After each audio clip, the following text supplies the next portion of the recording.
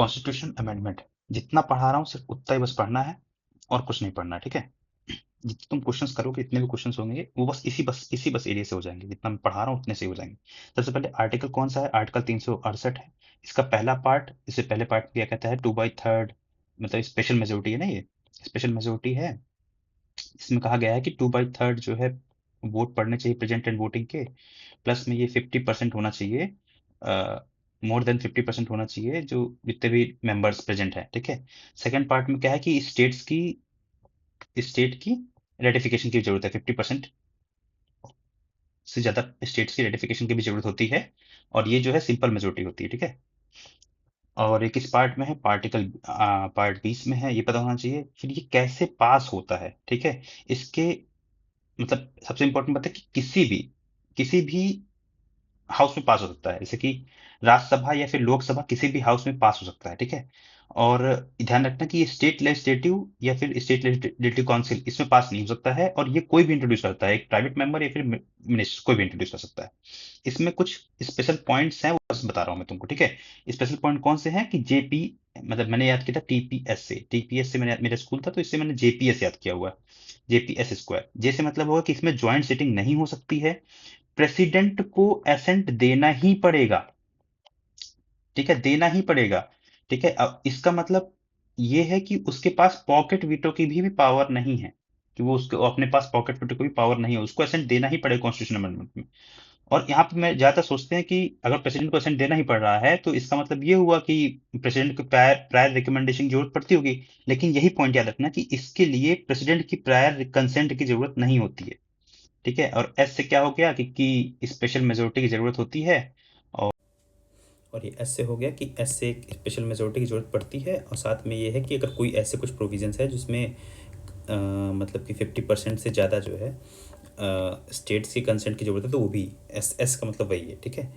अब क्या होता है कि हम लोग कॉन्स्टिट्यूशन को हम लोग तीन तरीके से अमेंड कर सकते हैं, ठीक है। एक तो होता है सिंपल मेजोरिटी, ये ध्यान रखना कि सिंपल मेजोरिटी वाला है कि पार्लियामेंट की इसमें सिंपल मेजोरिटी लगेगी, और इसमें आर्टिकल्स 368 का नहीं लगेगा, ठीक है। 368 का इसको कैसे याद करेंगे मैं बताऊंगा। एक होता है स्पेशल मेजोरिटी जिसमें आर्टिकल 368 का वन पार्ट होता है, और एक होता है स्पेशल मेजोरिटी जिसका आर्टिकल 368 का सेकंड पार्ट होता है, ठीक है।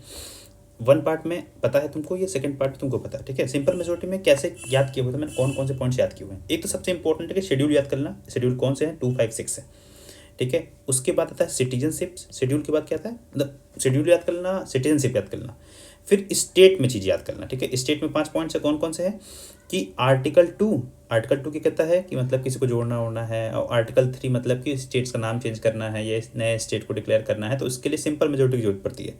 और स्टेट लेजिस्लेटिव असेंबली का इलेक्शंस, ठीक है।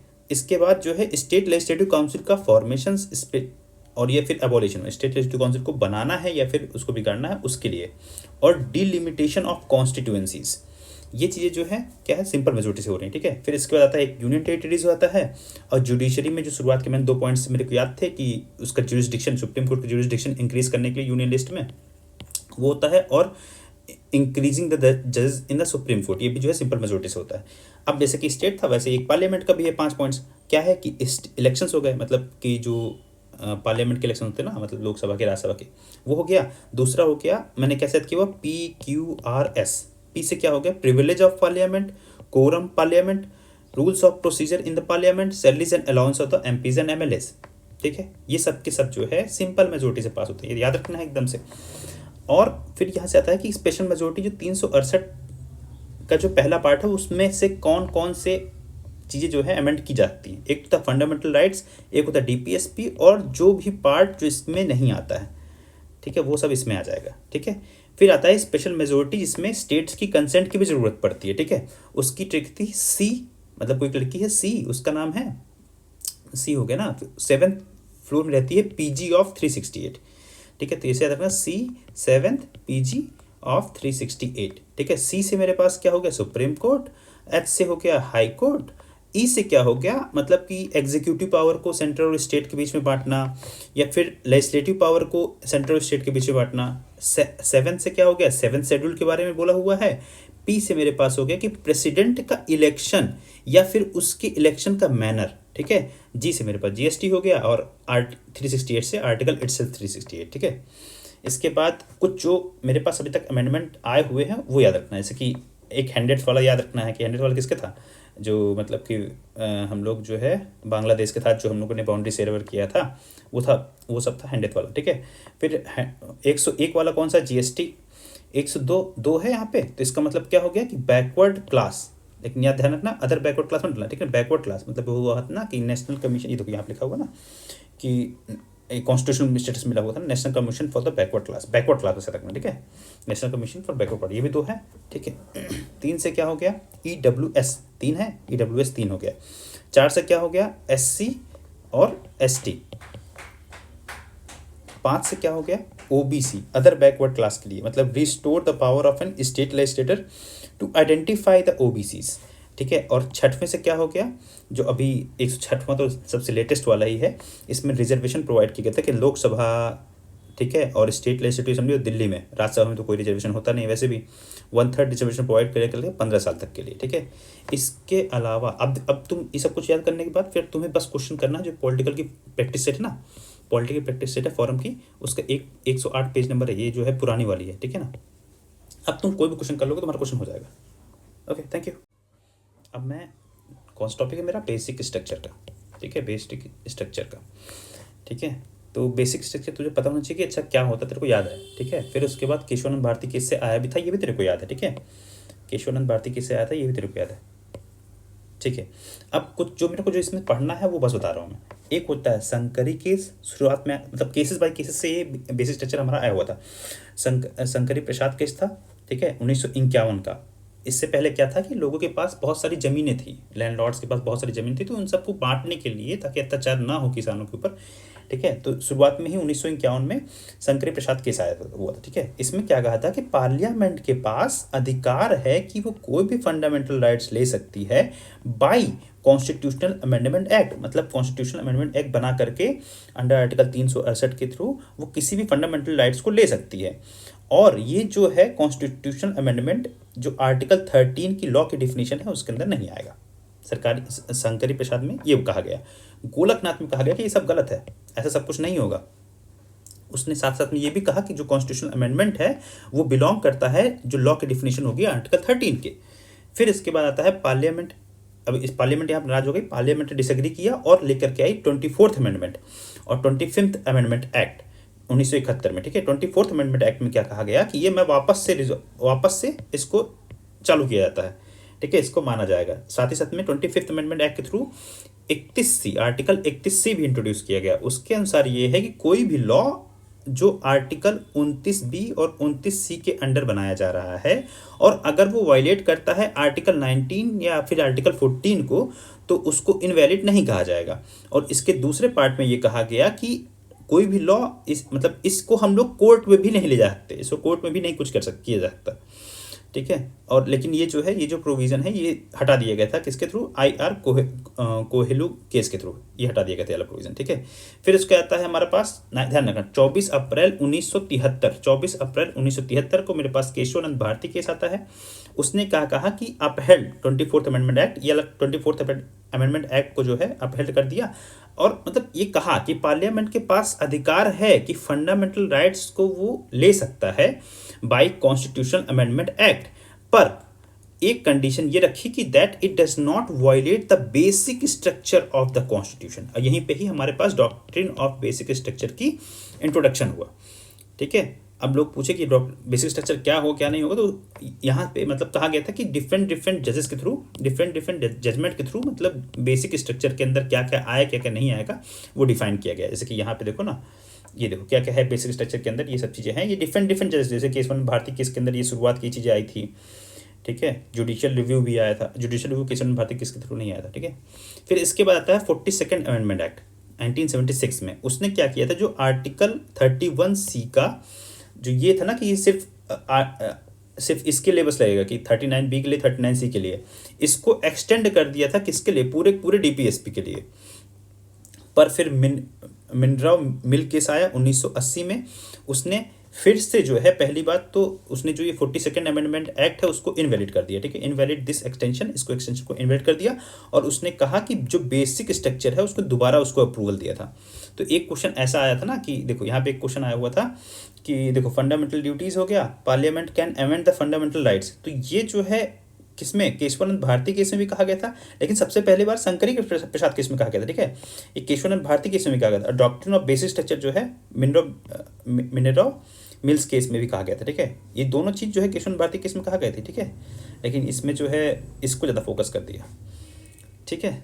इसके अलावा कुछ एक्स्ट्रा पॉइंट्स है वो याद रखना है कि जुडिशियल रिव्यू वो जो है मेरे पास इसमें आता है डॉक्ट्रिन ऑफ बेसिक स्ट्रक्चर में, और एक सरकारिया कमीशन था उसके थ्रू फेडरल करेक्टर और भी बहुत सारी चीज़ें जो है वो लाई गई थी, ठीक है। Judicial review, parliamentary system, rule of law, free and fair election, ये जो ध्यान रखने क्वेश्चन आ जाता है। और सबसे इंपॉर्टेंट बात है कि आर्टिकल सुप्रीम कोर्ट के आर्टिकल 32, आर्टिकल 136, 141 और 142 के अंदर जो सुप्रीम कोर्ट को पावर मिली हुई है वो नहीं लिया जाता, वो जुडिशियल वो बेसिक स्ट्रक्चर के अंदर आता है। और हाई कोर्ट में की आर्टिकल 226, आर्टिकल 227 के बारे में आता है। अब आता है IR कोहेलो केस आया था, इसने भी क्या किया था कि सुप्रीमेसी ऑफ बेसिक स्ट्रक्चर को, बेसिक स्ट्रक्चर डॉक्ट्रिन को रीइंफोर्स किया हुआ था। साथ ही साथ में ये भी कहा था कि जो 9 शेड्यूल के सब्जेक्ट्स हैं उनको भी जुडिशियल रिव्यू किया जा सकता है, ठीक है। इसके बाद एक आता है वोमन राव केस, ठीक है, उसमें ये कहा गया था कि supreme court clarify that the doctrine of basic structure would apply to the constitutional amendment enacted after, मतलब उसमें ये कहा गया था कि जो डॉक्ट्रिन ऑफ बेसिक स्ट्रक्चर है वो जो है अप्लाई होता है to the constitutional amendment enacted after, जो केशवानंद भारती केस की जो डेट थी उसके बाद कोई भी जो कॉन्स्टिट्यूशन अमेंडमेंट एक्ट आते हैं उनके ऊपर डॉक्ट्रिन ऑफ बेसिक स्ट्रक्चर लगता है। अब इसी के रिलेटेड सारे क्वेश्चंस हैं, तुम कर लो, आराम से हो जाएंगे। ये जितने भी घटना चक्र के सारे क्वेश्चंस हैं, और ये जो है थोड़ा सा अच्छे क्वेश्चंस हैं जो कि इससे लिए गए मैंने, ठीक है। ये बेसिक स्ट्रक्चर हो गया मेरा। अब मेरा जो टॉपिक है वो है special provision for some states, ठीक है, ये मेरे को याद रखना है। तो यहाँ से मेरा शुरू होता है आर्टिकल 371 से लेकर के आर्टिकल 371J तक, पार्ट 21 में मतलब कुछ स्टेट्स को स्पेशल प्रोविजंस दिए गए हैं। ओरिजिनली कॉन्स्टिट्यूशन के अंदर ऐसा कोई स्पेशल प्रोविज़न नहीं था इन स्टेट्स के लेकर के, ठीक है। तो मैंने कैसे ट्रिक से याद किया हुआ था, मैंने याद किया था MG मतलब महात्मा गांधी याद रखा। महात्मा गांधी मतलब कहाँ के थे, गुजरात के थे और महाराष्ट्र के थे, तो यहाँ से मैंने महाराष्ट्र और गुजरात याद किया। फिर मैंने बोला कि नाम आसमा AA, ठीक है, आसमा, और उसकी क्या पढ़ती है वो GK पढ़ती है, ठीक है। शुरुआत में था मेरे पास महाराष्ट्र और गुजरात, ये किस अमेंडमेंट एक्ट के थ्रू आया हुआ है, 7th अमेंडमेंट एक्ट के थ्रू आया हुआ है। आर्टिकल 371 में यही है, ठीक है, 371 में ये है, 371 जो N से नाम से शुरू है ना, वहाँ से 371 ABCDEF से शुरू है। इसके अंदर क्या होता है कि पार्लियामेंट जो है वो गवर्नर को ऑथराइज कर सकता है किन सब चीज़ों के लिए, कुछ स्पेशल पावर्स के लिए, कि वो डेवलपमेंट बोर्ड बना सकता है, सेपरेट डेवलपमेंट बोर्ड बना सकता है और कुछ उसके रिलेटेड प्रोविजंस बना सकता है, ठीक है। और गवर्नर जो है इक्विटेबल एलोकेशन ऑफ फंड्स करेगा, मतलब ये सब पावर दे सकता है प्रेसिडेंट, जो है स्पेशल पावर्स है जो गवर्नर को दे सकता है। फिर आता है N से मेरे पास नागालैंड, ये 13th अमेंडमेंट एक्ट था, इसको याद रखना है। कैसे, मेरे पास ये स्टेट का मेरे पास ट्रिक थी, कैसे मैंने किया, AK-47 मतलब कि गुरु नानक GNH और MMS और MA, ठीक है। तो ये जो मेरे पास नागालैंड है ये मेरे पास किस है, 13th अमेंडमेंट एक्ट 1962, ठीक है। इसमें क्या हुआ था कि पार्लियामेंट के जो एक्ट हैं जो कि रिलेटेड हैं ownership and transfer of land, Naga की जो है ownership and transfer of land, religious and social practices, customary law and procedures, ठीक है ना। अगर ये ऐसे कुछ लॉज बने हुए पार्लियामेंट कोई लॉज हैं जो कि नागालैंड के इन सब चीज़ों से रिलेटेड है, वो एप्लीकेबल नहीं होंगे जब तक स्टेट लेजिस्लेटिव इसको परमिट नहीं देती है। साथ ही साथ में इसमें यह भी है कि गवर्नर के पास पावर है रिस्पेक्ट फॉर, मतलब कोई भी लॉ एंड ऑर्डर को मैनेज करने का, और पैसा कैसे डिस्ट्रीब्यूट होना सेंटर और स्टेट के बीच में वो भी डिसाइड करने का। और कुछ पावर्स जो है त्योंगशांग डिस्ट्रिक्ट को भी दी गई थी, ध्यान रखना है, मतलब त्योंगशांग डिस्ट्रिक्ट इसको पावर मिली हुई थी। फिर A से मेरे पास क्या आ गया, आसाम आ गया, ये 71A हो गया, 71B हो जाएगा, 71C हो जाएगा, 71DE, ये दोनों के लिए हो जाएगा, ठीक है। A से मेरे पास आ गया आसाम, सेकेंड मतलब 22nd जो है अमेंडमेंट एक्ट थ्रू आया था। इसने ये कहा कि प्रेसिडेंट जो है वो एम्पावर्ड है, ठीक है, to provide for a creation, मतलब कि प्रेसिडेंट के पास पावर है कि वो एक committee on Assam legislative committee on Assam legislative assembly, committee फिर से committee on Assam legislative assembly वो बना सकता है जिसके मेंबर्स जो है वो क्या होंगे, इलेक्टेड फ्रॉम ट्राइबल एरियाज, इसके मेंबर्स ट्राइबल एरिया से इलेक्ट होकर के आएंगे, committees on Assam legislative assembly. इसके बाद आता है फिर इसके बाद आता है सी, मतलब सी नाम में एम से जो हो गया मणिपुर, ठीक है, शुरुआत में ध्यान रखना एम ए है, ए वाला होता है मणिपुर, ठीक है, और ए से ये आसाम याद रखना, ठीक है, आसाम, आसाम। ये 27th अमेंडमेंट एक्ट के थ्रू आया था। सेम पावर दी गई थी कि प्रेसिडेंट के पास पावर है कि वो कमेटी ऑन आसाम नहीं, यहाँ पे हो जाएगा committee on Manipur legislative assembly बना सकता है। और यहाँ पे ध्यान रखना कि ये जो उसके मेंबर्स होंगे ना, यहाँ पे ये हिली मेंबर्स होंगे, हिली एरिया के मेंबर्स होंगे, ये लिखा हुआ ना कि ट्राइबल एरियाज की बजाय हिली एरियाज के मेंबर्स होंगे।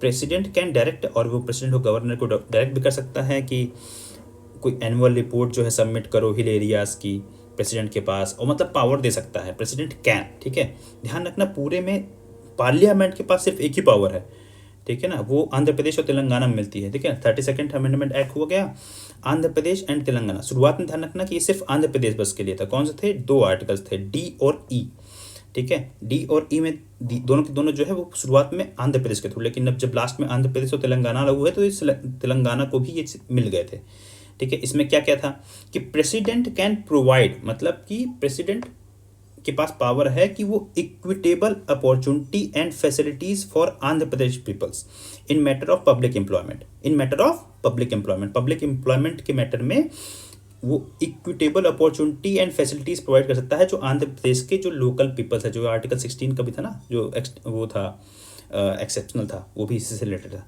ठीक है। और साथ ही ध्यान रखना, मैं बोला कि पार्लियामेंट सिर्फ के पास सिर्फ एक ही पावर है, उसमें ये कहा गया था कि सेंट्रल यूनिवर्सिटी जो है वो आंध्र प्रदेश में इस्टेब्लिश करेगा, एक स्पेशल पावर को लेकर के, यही बस है कि सेंट्रल यूनिवर्सिटी भी एक आंध्र प्रदेश में स्टेबल की जाएगी। एस से सिक्किम, ये बहुत इंपॉर्टेंट है, याद रखना। 36th अमेंडमेंट एक्ट, ये ए के मतलब AK-47, Guru Nanak, MS, MA, तो ऐसे जो मेरा ये सिक्किम है, 36 याद रखना, 1975 सिक्किम मेरा F में आता है। सिक्किम की लेजिस्लेटिव असेंबली, इसमें क्या क्या स्पेशल प्रोविजन मिला हुआ कि सिक्किम की लेजिस्लेटिव असेंबली में कम से कम 30 मेंबर्स होंगे, और सिक्किम को 1 सीट जो है वो लोकसभा में मिलेगी, ठीक है। और तो सब जनरली होंगे कि प्रेसिडेंट जो है गवर्नर को पावर देगा कि मतलब उनको जो भी है लौना लहसुन जो भी, ठीक है।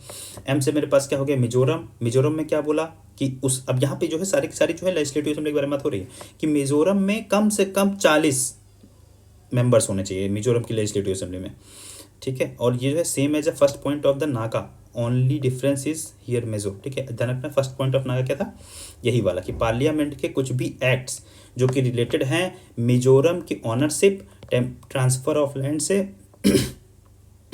Sorry, religious and social practices से, तो जो भी ये है ये कस्टमरी लॉ एंड प्रोसीजर, तो ये तब तक अप्लाइड नहीं होंगे जब तक मिजोरम की स्टेट लेजिस्लेटिव काउंसिल परमिट ना देते, ठीक है। ये लिखा हुआ था, ये लिखा हुआ है।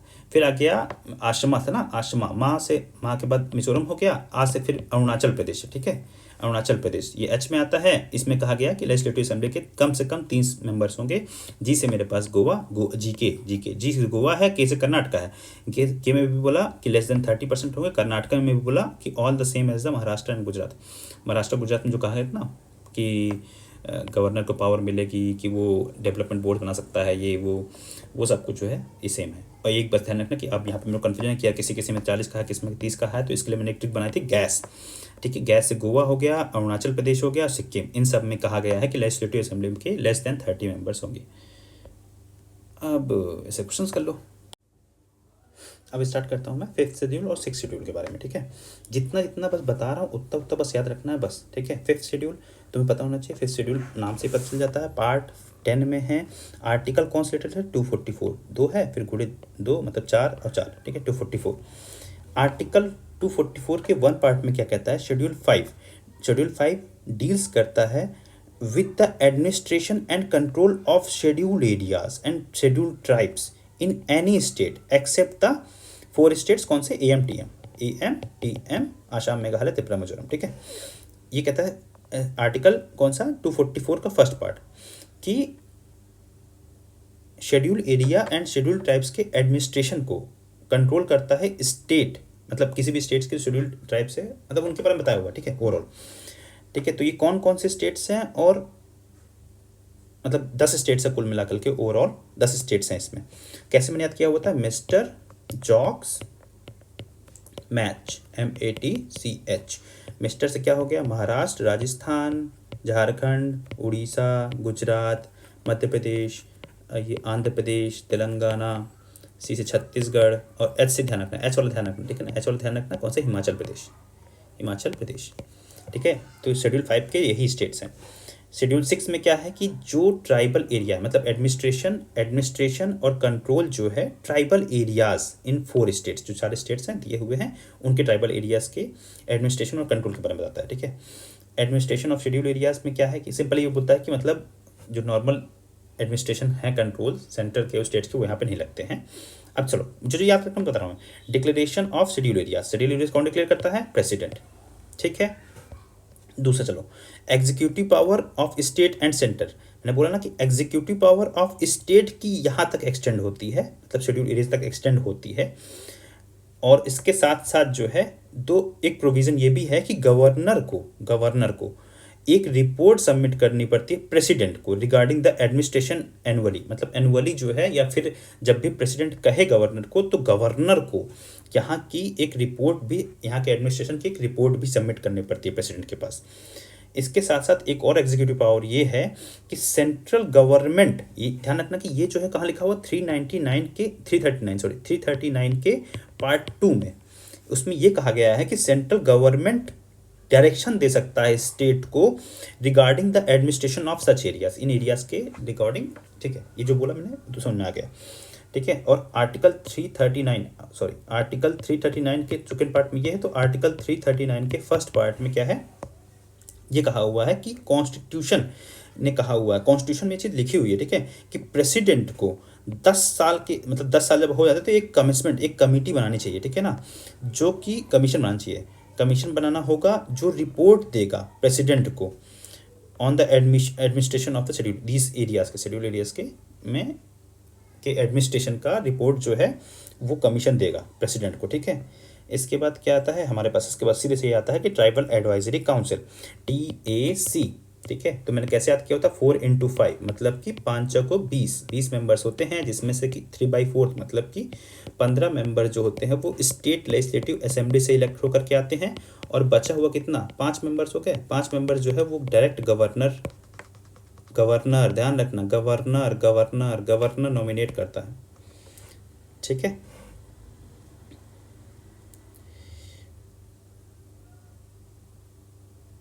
और